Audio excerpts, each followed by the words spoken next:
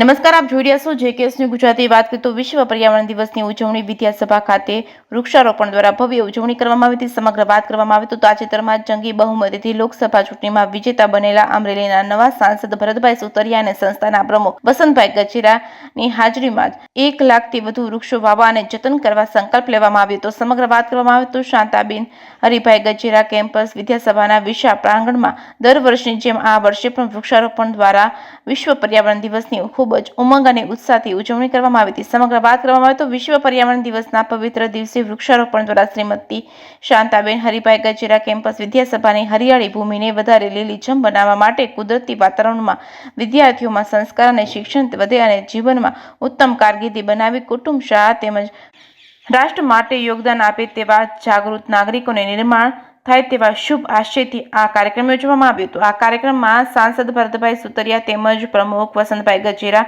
મંત્રી મનસુખભાઈ ધાનાણી, મંત્રી ચતુરભાઈ ખોટ તેમજ કેમ્પસ ડાયરેક્ટર વસંતભાઈ પેથાણી તેમજ સંસ્થાના તમામ સ્ટાફગણ જોડાયા હતા. શાળામાં હર હંમેશ રીતે રાષ્ટ્રીય અને આંતરરાષ્ટ્રીય દિવસોની ઉજવણી કરી નાગરિકોની જાગૃતિ માટે સતત પ્રયત્ન કરવામાં આવે છે. જેકેએસની ગુજરાતી સાથે જૈનિક સોજિત્રા, અમરેલી.